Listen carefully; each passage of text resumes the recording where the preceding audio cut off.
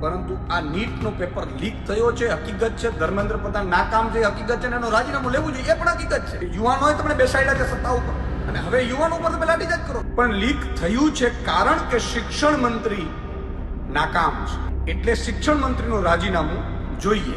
સરકારે ખરેખર નૈતિકતાથી સ્વીકારવું જોઈએ કે ન સ્વીકારવું?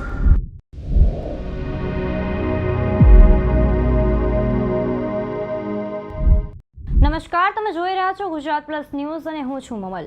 દિલ્હીના જંતર મંતર પર યોજાયેલા વિરોધ પ્રદર્શનને લઈને આમ આદમી પાર્ટીના ગુજરાત પ્રદેશ પ્રમુખ ઈસુદાન ગઢવીએ કેન્દ્ર સરકાર પર આકરા પ્રહારો કર્યા છે. ઈસુદાન ગઢવીએ આરોપ લગાવ્યો કે દેશમાં હવે લોકોને પોતાની વાત રજૂ કરવાની પણ આઝાદી નથી રહી. તેમણે કહ્યું કે શાંતિપૂર્ણ રીતે વિરોધ કરી રહેલા વિદ્યાર્થીઓ અને કાર્યકરો પર દમન કરવામાં આવી રહ્યું છે અને નીટ સહિતના મુદ્દાઓને લઈને વિદ્યાર્થીઓ ન્યાયની માંગ કરી રહ્યા છે, છતાં સરકાર તેમની વાત સાંભળવા તૈયાર નથી. તો આવો સાંભળીએ વધુમાં ઈસુદાન ગઢવી શું કહી રહ્યા છે. જંતર મંતર પર કેટલાય સમયથી યુવાનો આંદોલન કરી રહ્યા છે અને એ યુવાનોની માંગણી શું છે? યુવાનોની માંગણી એ છે, જેનજીની માંગણી એ છે કે જે નીટ પેપર લીક થયું છે એ હકીકત છે.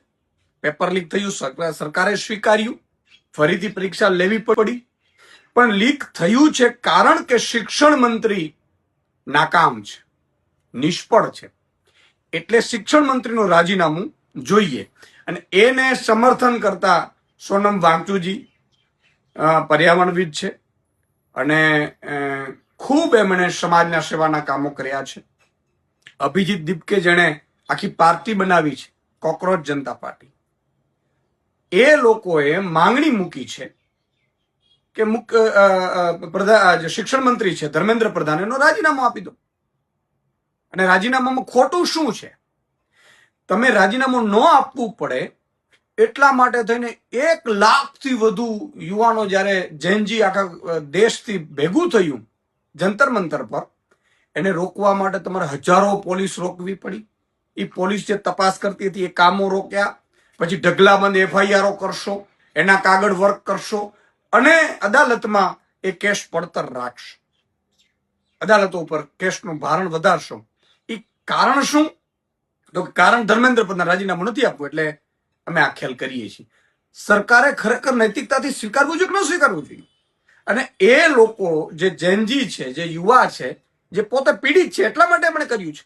તમે જુઓ, આ પહેલા બાબા રામદેવજીએ જ્યારે અનશન કર્યું હતું કે કાળા નાણાં પાછા લાવો. હવે કાળા નાણાં હતા કે નહીં ખબર નહોતી, છતાંય જે તે સરકારે દમન ગુજાર્યો તો ભાજપ વાળા કૂદી કૂદીને કહેતા હતા કે દમન ગુજાર્યો, દમન ગુજાર્યો, દમનકારી સરકાર, દમનકારી સરકાર.